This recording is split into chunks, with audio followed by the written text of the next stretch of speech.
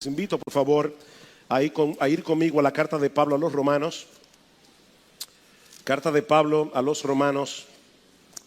Y vamos a leer a partir del versículo 16 del capítulo 1 hasta el versículo 32.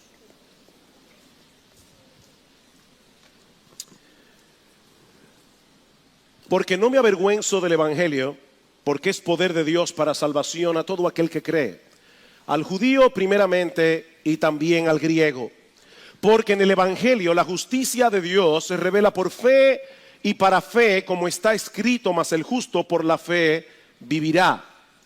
Porque la ira de Dios se revela desde el cielo contra toda impiedad e injusticia de los hombres que detienen con injusticia la verdad.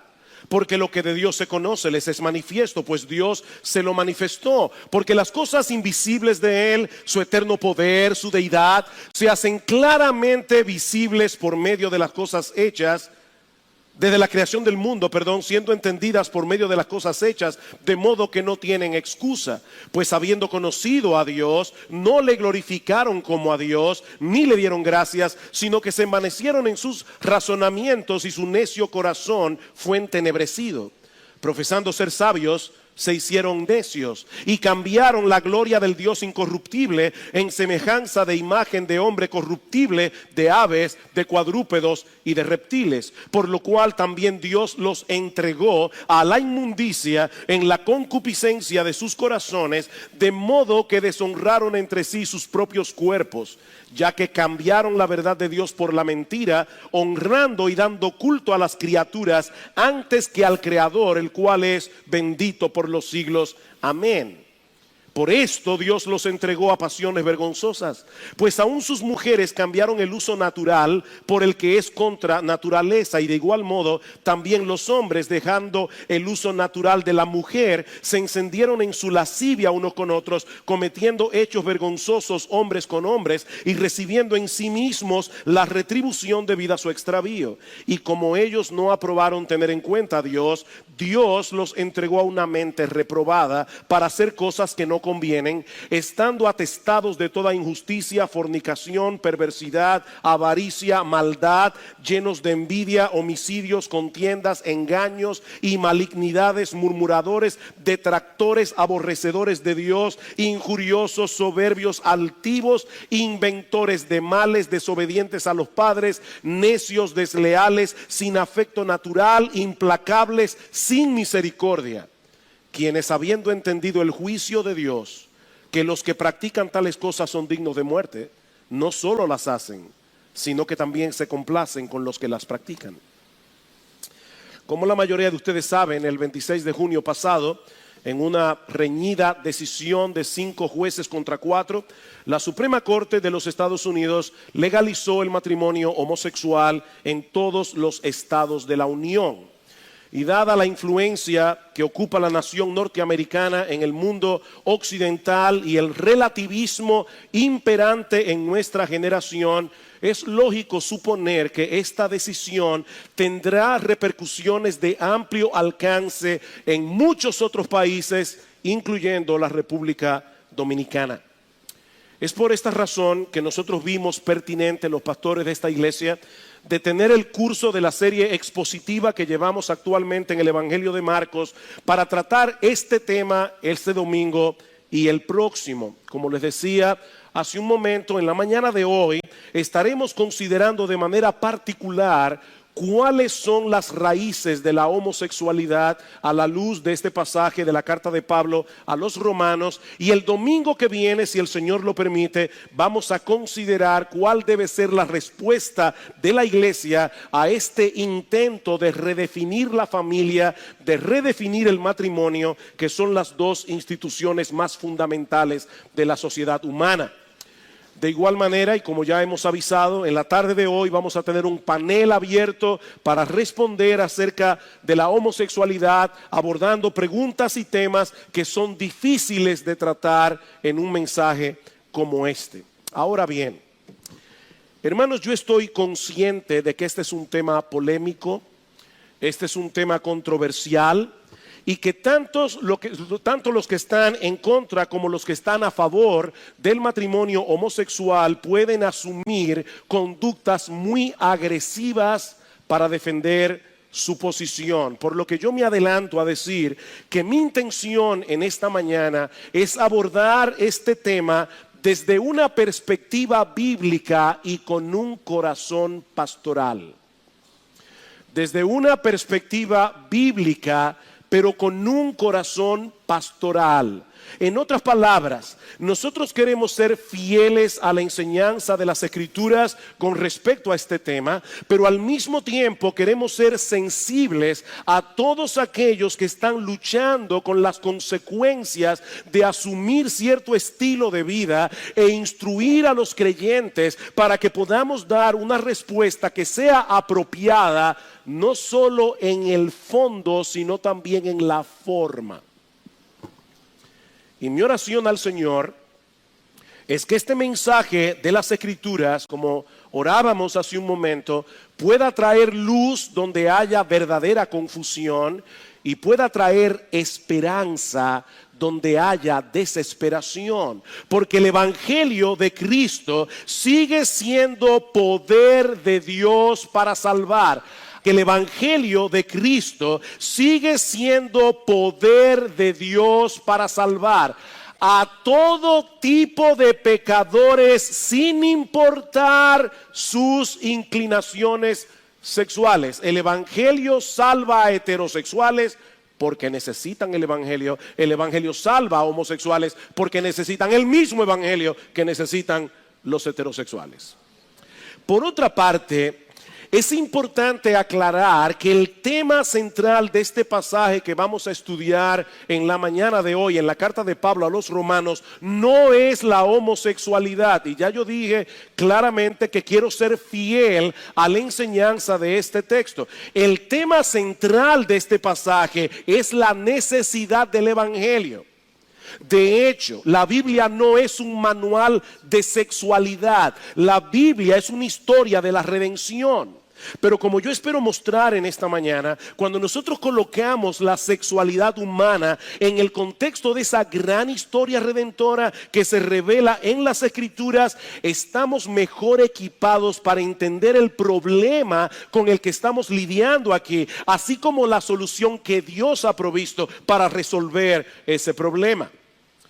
La tesis de Pablo en este pasaje es que todos, absolutamente todos los hombres por igual necesitan la salvación que el Evangelio anuncia, porque todos, absolutamente todos, son igualmente culpables en la presencia de Dios.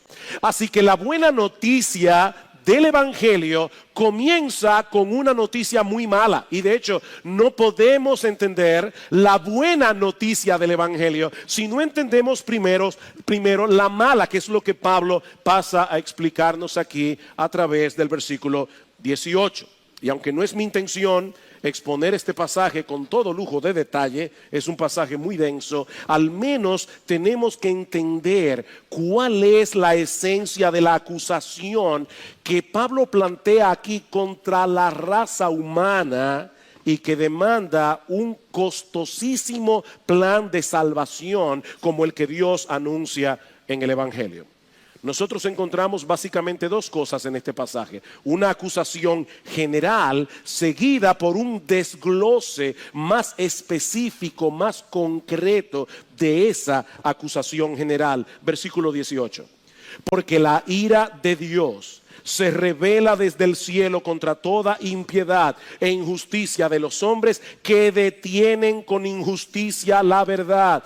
Porque lo que de Dios se conoce les es manifiesto, pues Dios se lo manifestó. Porque las cosas invisibles de Él, lo que no podemos ver de Dios, su eterno poder y deidad, se hacen claramente visibles desde la creación del mundo, siendo entendidas por medio de las cosas hechas, de modo que no tienen excusa.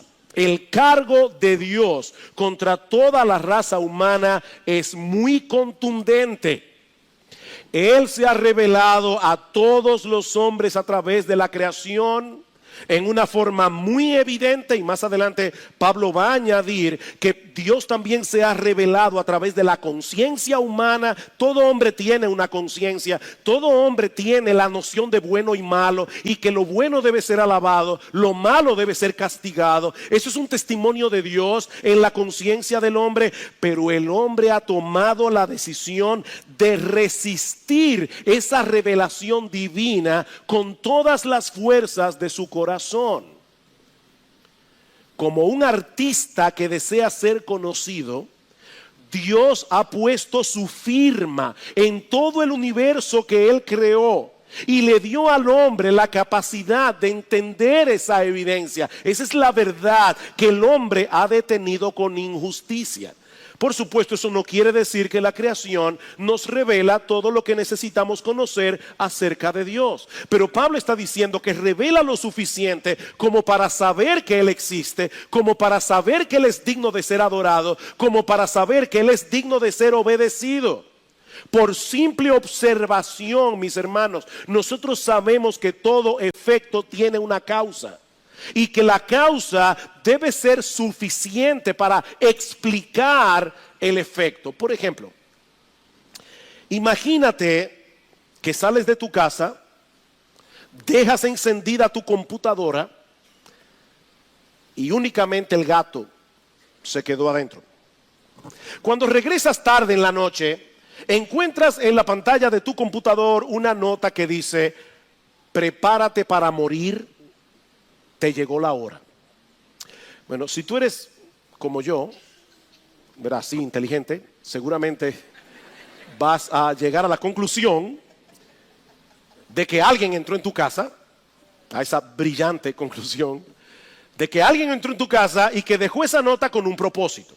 Ahora, puede ser un chiste de mal gusto o puede ser una amenaza escalofriante, pero la posibilidad de que el gato haya caminado por el teclado y haya escrito ese mensaje por accidente es imposible, y mucho menos la posibilidad de que lo haya hecho a propósito. Esa causa no es suficiente para explicar el efecto, así que tú vas a tener que seguir investigando. Ahora, noten algo interesante en este ejemplo que yo acabo de dar. El hombre está hecho de tal manera que es incapaz de encontrarse con algo como esto y no tratar de buscarle una explicación. Y no me refiero únicamente a un caso como este en que su vida puede estar en peligro. El hombre, por su propia constitución, como Dios lo hizo, el hombre razona, el hombre piensa lógicamente, el hombre se hace preguntas. Es por eso que las novelas y las películas de detectives son tan populares. Hay una curiosidad natural en el hombre que lo mueve a atar cabos, que lo mueve a sopesar las evidencias para tratar de saber exactamente qué fue lo que pasó. Bueno, lo que Pablo está diciendo aquí es que la existencia del universo y nosotros dentro de ese universo nos plantea el caso más fascinante, nos plantea el caso más relevante que detective alguno haya tratado de descifrar jamás. Solo que en este caso la solución resulta increíblemente simple, porque toda la creación está repleta de evidencia que nos hablan de un creador todopoderoso, lleno de sabiduría, que hizo todas las cosas con un propósito. Eso es tan claro, dice Pablo, que el hombre que no se postra ante Dios en adoración y con un corazón agradecido queda sin excusa, dice en el versículo 21, literalmente queda sin apología para defender su caso cuando tenga que presentarse delante de él en el día del juicio. El hombre sabe que hay un Dios, dice Pablo, pero pretende vivir como si no lo supiera. Noten el versículo 21.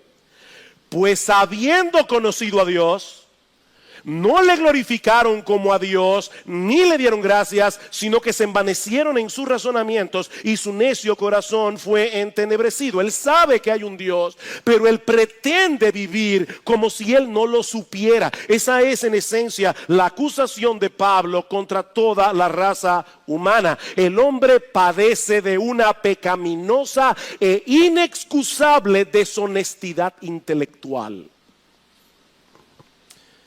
Hay un reputado profesor de leyes y filosofía llamado Jay Budziszewski. No traten de aprenderse el nombre. Hay que repetirlo un rato para aprenderlo. Es profesor universitario de filosofía y de leyes. Budziszewski durante un tiempo fue ateo, pero finalmente llegó a la conclusión de que su problema era básicamente el autoengaño. Y ahora escuchen lo que dice él. El autoengaño, dice Budziszewski, significa hacerse el tonto. Significa pretender que no sabemos lo que en realidad sí sabemos. Jugar a que desconocemos lo que en realidad conocemos. Lo que estoy insinuando es que los seres humanos jugamos con Dios. Nos mentimos. Y una de las cosas acerca de las cuales nos mentimos es sobre nuestro conocimiento de la realidad de Dios. Y aquí él cita el Salmo 14, donde el salmista comienza diciendo: dice el necio en su corazón, no hay Dios. Y continúa diciendo el salmista: no le llama necio al hombre por pensar que no hay Dios, sino más bien por decirse a sí mismo que no hay Dios, aunque en lo profundo de su mente él sabe que no es así. Hay un Dios y él lo sabe. Y él lo sabe, pero él se dice a su corazón, él pretende vivir de cierta manera. Esa es la acusación de Pablo en Romanos capítulo 1. El hombre sabe que existe Dios, pero pretende vivir como si él no supiera eso. Y por supuesto, nadie puede pretender tal cosa sin sufrir la consecuencia. Imagínate lo que sucedería con una persona que de repente decide pretender que los carros no existen. Y él va por la calle y él cruza porque él dice no existen. Ya ustedes se imaginan lo que va a pasar. El hombre pretende vivir como si no tuviera que tomar en cuenta a Dios. Y ahora Pablo quiere mostrarnos de manera más específica, de manera más concreta, cómo esto se manifiesta en la realidad, en la práctica, a través de 3 intercambios íntimamente relacionados entre sí. En primer lugar, el hombre, dice Pablo, decidió cambiar la gloria de Dios por la vanagloria de las criaturas. Versículo 21. Pues habiendo conocido a Dios, no le glorificaron como a Dios, ni le dieron gracias, sino que se envanecieron en sus razonamientos y su necio corazón fue entenebrecido. Profesando ser sabios, se hicieron necios y cambiaron. Aquí está el primer intercambio. Cambiaron la gloria del Dios incorruptible en semejanza de imagen de hombre corruptible, de aves, de cuadrúpedos y de reptiles. Alguien decía que el ser humano es un religioso incurable. Como fuimos creados originalmente para adorar a Dios y encontrar en Él nuestra seguridad y nuestra satisfacción, el hombre no puede desechar a Dios sin caer en la idolatría. Eso es imposible. Y debo aclarar, porque somos personas muy sofisticadas del siglo XXI, que cuando hablamos de idolatría, no podemos pensar únicamente en un adorador de imágenes. Todo aquello en lo que ponemos nuestra confianza, en lo que buscamos nuestra identidad, nuestra seguridad, que no sea Dios, ese es nuestro ídolo. Es aquello en lo que nos refugiamos en momentos de dificultad, o como dice Timothy Keller, son aquellas cosas con las que contamos para hacer nuestras vidas significativas. Son aquellas cosas de las cuales decimos, yo necesito eso para ser feliz, o si yo no tengo eso, mi vida no vale nada ni significa nada. Eso es un ídolo. El hombre busca desesperadamente en las cosas creadas lo que solo puede encontrar en el Creador. Y por eso experimenta una profunda insatisfacción, no importa su inclinación sexual. Hermano, yo tengo que seguir insistiendo. Este pasaje no es acerca de la homosexualidad. Este pasaje es acerca de la culpabilidad humana. El hombre vive insatisfecho. No importa si es homosexual o si es heterosexual. C.S. Lewis decía que la historia de la humanidad es una terrible y larga historia del hombre tratando de encontrar algo que no sea Dios, pero que le haga feliz. Esa es la historia del hombre. Tratando de encontrar algo que no sea Dios, pero que le haga feliz. En segundo lugar, Pablo dice también que el hombre no solamente ha cambiado la gloria de Dios por la vanagloria de las criaturas, él ha cambiado la verdad de Dios por la mentira. Versículo 24. Por lo cual también Dios los entregó a la inmundicia en la concupiscencia de sus corazones, de modo que deshonraron entre sí sus propios cuerpos, ya que cambiaron la verdad de Dios por la mentira, honrando y dando culto a las criaturas antes que al Creador, el cual es bendito por los siglos.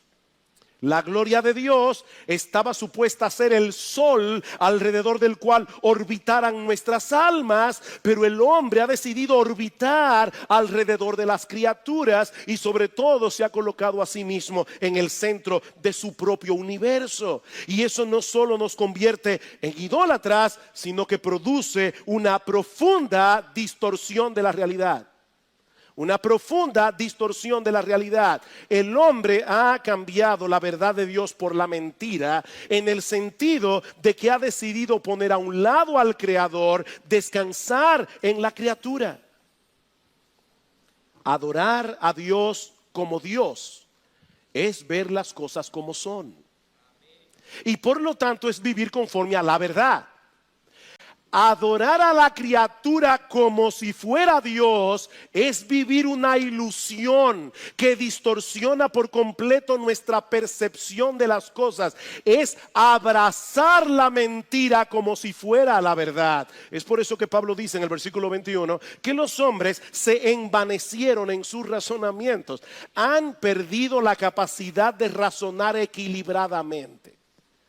Tanto así que a la necedad el hombre le llama sabiduría. Profesando ser sabios, se hicieron necios. Y a la sabiduría el hombre le llama necedad. ¿Cómo nosotros podemos entender que en Estados Unidos, en los Estados Unidos de Norteamérica, matar el huevo de una águila calva te lleva a la cárcel y a pagar una multa de 5 a 10 mil dólares, pero matar a un niño en el vientre de la madre no tiene ninguna penalidad? Profesando ser sabios, se hicieron necios.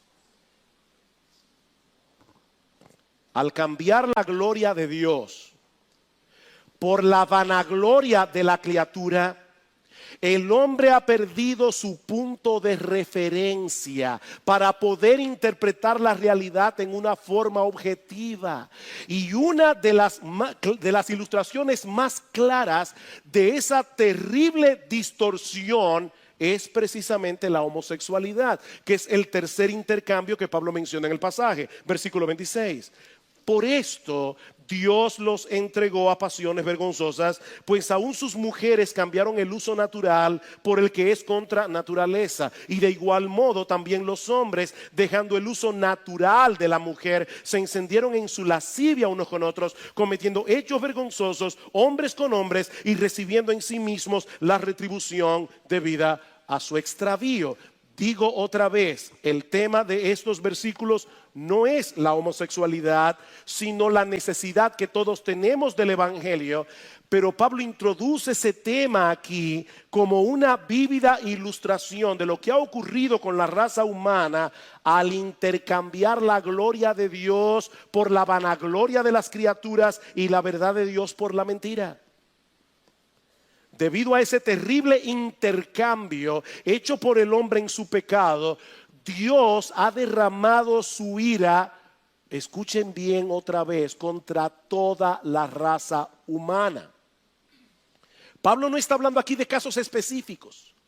Pablo está hablando de la humanidad y él está diciendo: Dios ha derramado su ira contra el hombre, contra toda la raza humana.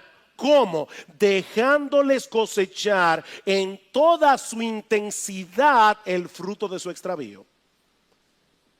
3 veces Pablo dice en este pasaje que Dios los entregó. 3 veces a todo el mundo Dios los entregó. Versículo 24. Por lo cual también Dios los entregó a la inmundicia en la concupiscencia de sus corazones. Versículo 26. Por esto Dios los entregó a pasiones vergonzosas. Versículo 28. Y como ellos no aprobaron tener en cuenta a Dios, Dios los entregó a una mente reprobada. Dios los entregó. Va a haber un despliegue de la ira de Dios en el día del juicio. Pero Pablo está hablando aquí de cómo se manifiesta esa ira aquí y ahora en el presente. Como dice el comentarista William Hendrickson, Dios en su ira permite que todos los pecadores impenitentes sean arrastrados por sus propios pecados al abismo de sus propias pasiones viles. Esa es una de las manifestaciones de la ira de Dios sobre una humanidad pecadora, que sabiendo que existe Dios, ahora quiere pretender que no lo sabe. Ahora quiere pretender que Él no está ahí.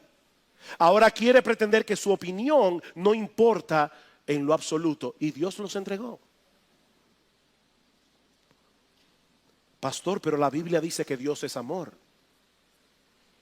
Yo lo sé. Pero también enseña que Él es perfectamente santo. Y que Él es perfectamente justo. Estos atributos no se excluyen entre sí, sino que se complementan. De hecho, déjenme decir algo que a algunos les va a parecer bien extraño. Precisamente porque Dios es amor, Él no puede permanecer indiferente ante el pecado y la maldad que destruyen al hombre creado a su imagen y semejanza. Alguien dijo muy sabiamente: todas las personas que realmente aman, en ocasiones se llenan de ira. No a pesar de que aman, sino más bien por causa de ese mismo amor. Óyeme bien, si el hecho de ver arruinarse aquello que tú dices amar, eso no te produce ira, eso es un síntoma de que tú realmente no lo amas. ¿Se entendió eso? Si tú realmente amas, tú tienes que tener ira. Si tú no sabes lo que es la ira, tú no eres una persona llena de amor, tú eres un indiferente. Y el indiferente o la indiferencia no es más que odio disfrazado. El verdadero amor no puede permanecer indiferente ante la crueldad, no puede permanecer indiferente ante la violencia, no puede permanecer indiferente ante la injusticia. Así que Dios muestra su ira contra el pecado en todas sus manifestaciones, no solo porque es un Dios justo, sino también porque es un Dios de amor. Él no puede quedarse de brazos cruzados ante el pecado del hombre, sino que ha derramado su ira desde el cielo, dejando que el hombre obtenga lo que quiere. Esa es la manifestación de la ira. Dejándolo que se vayan detrás de sus pasiones. Es lo que Pablo está diciendo aquí. Esa es la manifestación de la ira de Dios sobre una humanidad pecadora. ¿Quieren vivir pretendiendo que Él no tiene nada que ver con nuestras vidas? A pesar de todas las evidencias que Él ha dejado de sí mismo, Dios les está dejando experimentar las consecuencias de esa terrible y pecaminosa decisión. Y la homosexualidad no es más que una muestra de cuán distorsionada puede llegar a ser la percepción de la realidad cuando se decide vivir de espaldas a Dios, al punto de llegar a deshonrar sus propios cuerpos, como dice Pablo en el versículo 24, por lo cual también Dios los entregó a la inmundicia en la concupiscencia de sus corazones, de modo que deshonraron entre sí sus propios cuerpos. Esa palabra inmundicia se refiere a todo tipo de pecado sexual, incluyendo también la homosexualidad, como vemos en los versículos 26 al 27. Y noten que los términos que Pablo usa en los versículos 26 y 27 para referirse a este pecado específico.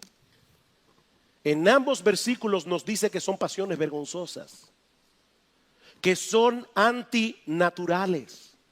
Y al final del versículo 27 dice que es una conducta extraviada que trae consigo inherentemente retribución o castigo de parte de Dios. Y yo creo que de lo que Pablo está hablando allí no es del SIDA. Cuando Pablo dice en el versículo 27, recibiendo en sí mismos la retribución debida a su extravío, lo que Pablo está diciendo es que la perversión misma es parte del castigo. Es un pecado que lleva a más pecado, y esa es parte del castigo de Dios.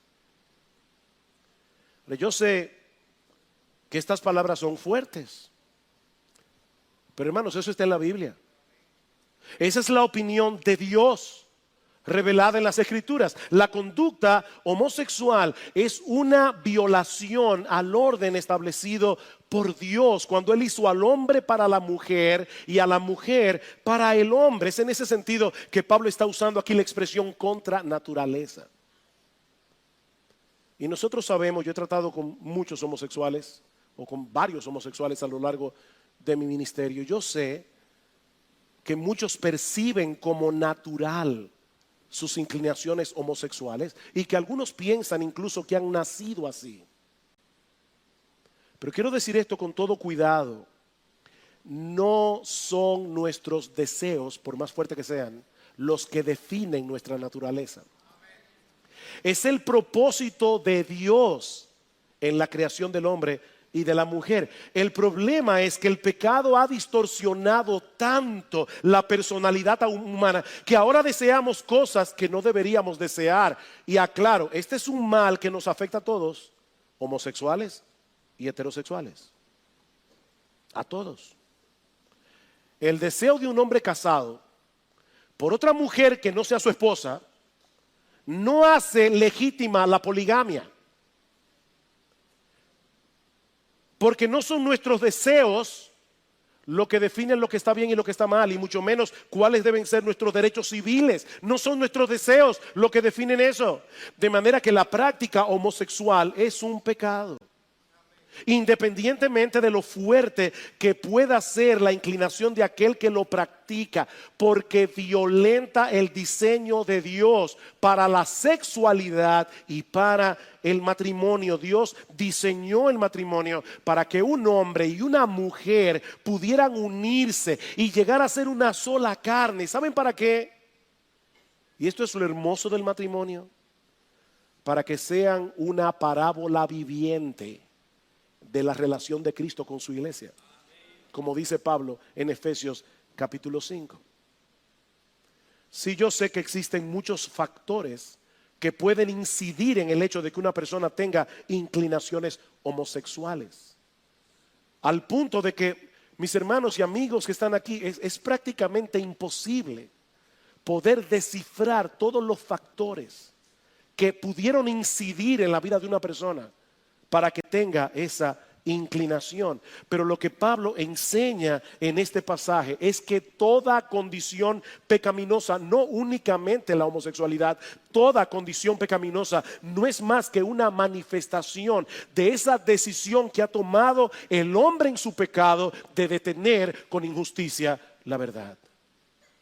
Y de hecho, noten, hermanos, y aquí hablo a los creyentes, que la homosexualidad no es el único pecado que se condena en este pasaje como fruto de esa fatal decisión tomada por el hombre. Escuchen lo que dice Pablo en el versículo 28. Como ellos no aprobaron tener en cuenta a Dios, Dios los entregó a una mente reprobada para hacer cosas, en sentido general, cosas que no convienen, estando atestados de toda injusticia, fornicación, perversidad, avaricia, maldad, llenos de envidia, homicidios, contiendas, engaños, malignidades, murmuradores o chismosos, detractores, aborrecedores de Dios, injuriosos, soberbios, altivos, inventores de males, desobedientes a los padres, necios, desleales, sin afecto natural, implacables, sin misericordia.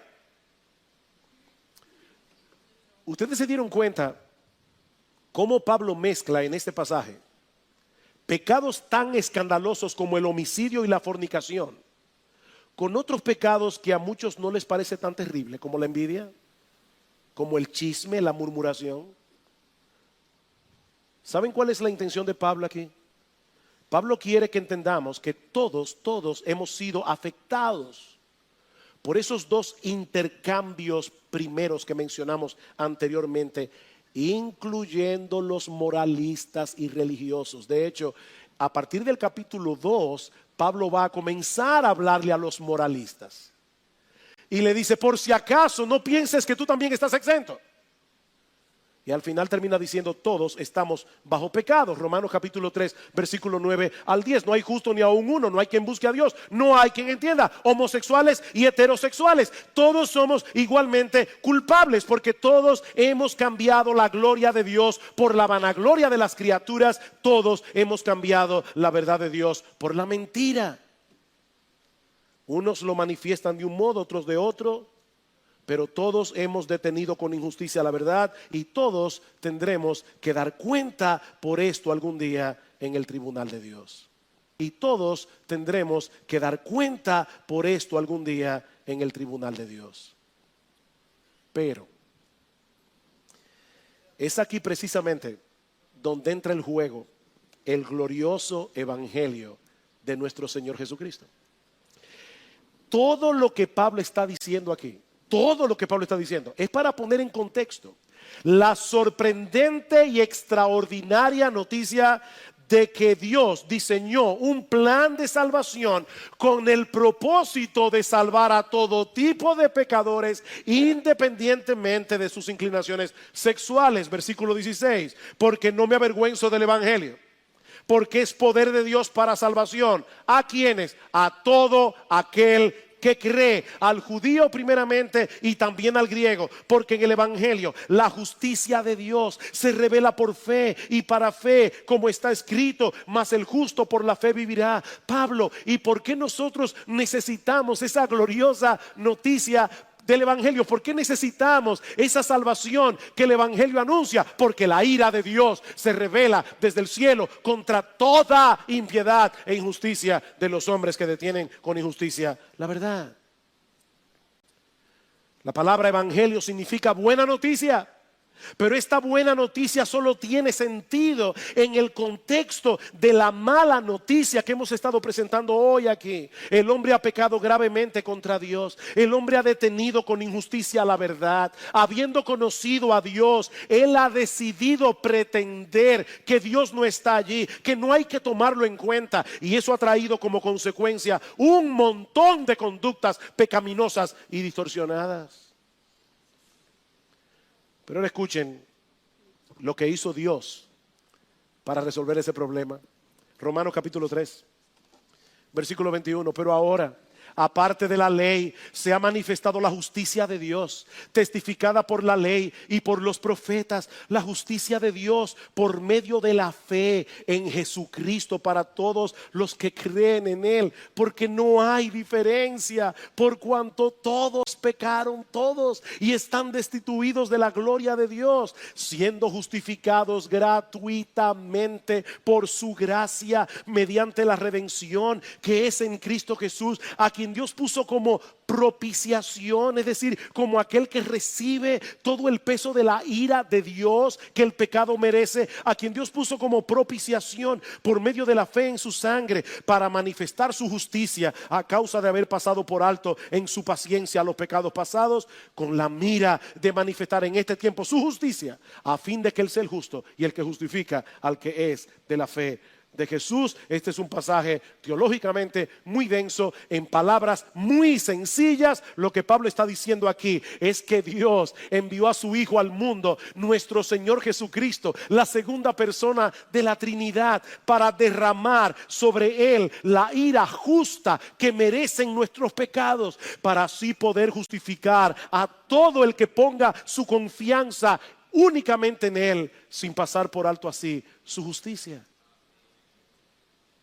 Todos los pecados enumerados en Romanos 1, todos, incluyendo la homosexualidad, incluyendo el lesbianismo, pero incluyendo también a los odiosos, a los necios, a los desleales, a los moralistas hipócritas, a los religiosos hipócritas, a los desobedientes a los padres, a los inventores de males, a todos los que se enumeran en la lista de Romanos 1, todos serán perdonados si ponen su fe en el Señor Jesucristo.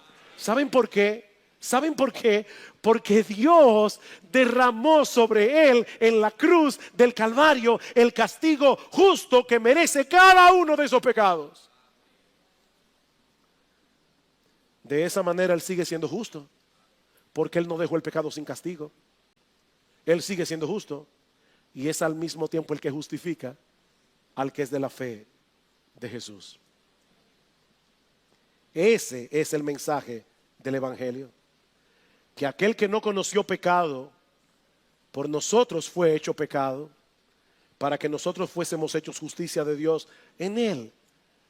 Dios resolvió el problema causado por ese terrible intercambio hecho por el hombre a través de otro intercambio, el glorioso intercambio de la cruz. Cristo sufrió el castigo que nosotros merecemos. Cristo sufrió el castigo que nosotros merecemos, para que todo el que se arrepienta de sus pecados y se ampare en él por la fe, reciba de parte de Dios las bendiciones que él merece por su justicia. Hace un momento decíamos que Dios ha derramado su ira en este mundo caído, dejándole al hombre cosechar en toda su intensidad el fruto de su extravío. Y esa es indudablemente una manifestación de su justo aborrecimiento por el pecado. Pero ¿saben qué? Esa moneda tiene otra cara.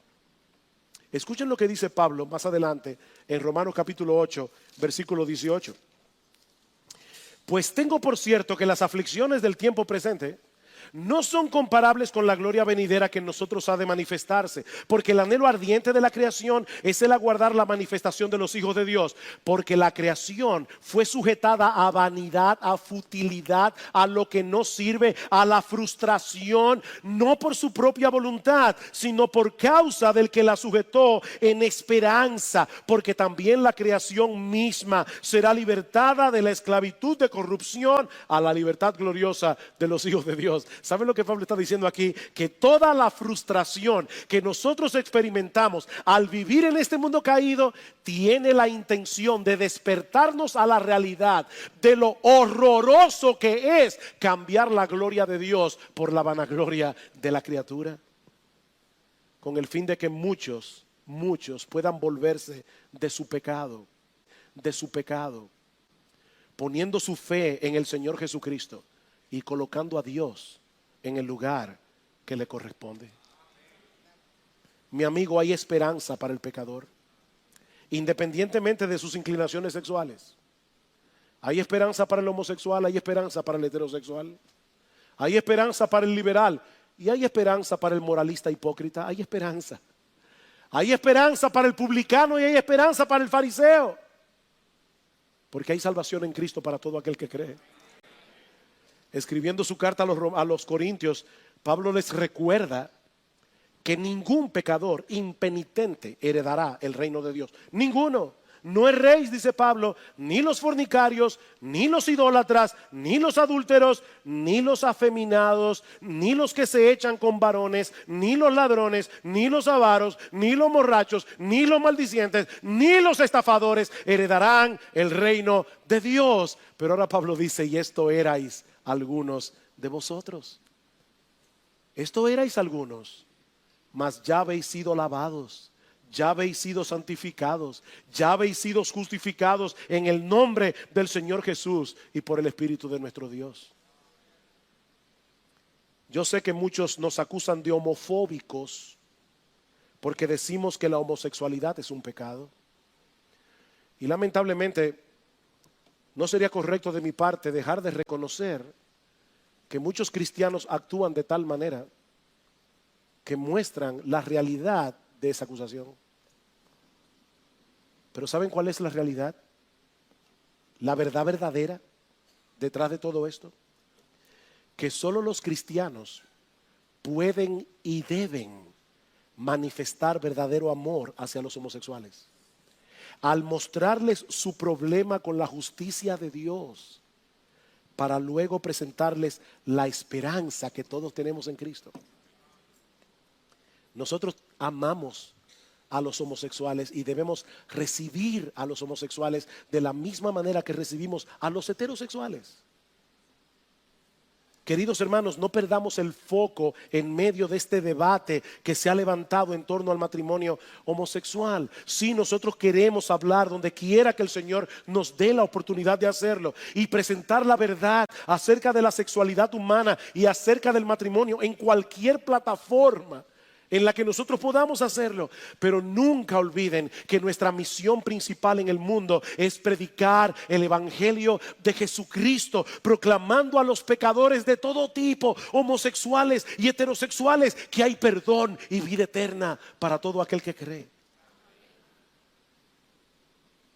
Me encanta como dice John Piper: Dios no nos ha llamado a ganar las elecciones, sino a ganar almas, corazones y mentes. Él no nos ha llamado a controlar el Congreso, sino a predicar el evangelio. Él no nos ha llamado a vivir seguros, sino a decir la verdad. Él no nos ha llamado a evitar el conflicto, sino a amar a todos. Así que habla la verdad en amor, confía tu causa a Dios y mantén la gloria de Dios en el centro de tu alma, de modo que todos los planetas de tus pasiones giren en su órbita adecuada.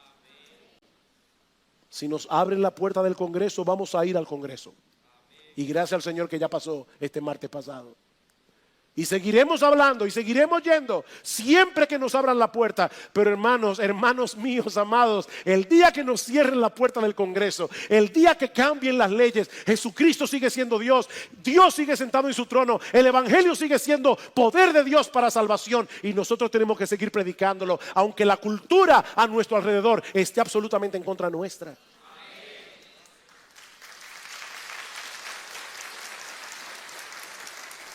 Y mi amigo, mi invitación en esta mañana a todos por igual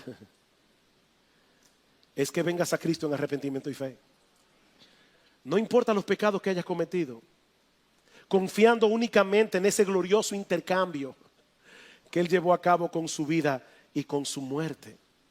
Él vivió la vida de perfecta obediencia que nosotros no podíamos vivir, para luego morir en la cruz del Calvario, la muerte que tú y yo merecíamos morir, para que todo aquel que en Él cree no se pierda, mas tenga vida eterna. Dios salva y Dios transforma por el poder del evangelio, únicamente por gracia, por medio de la fe.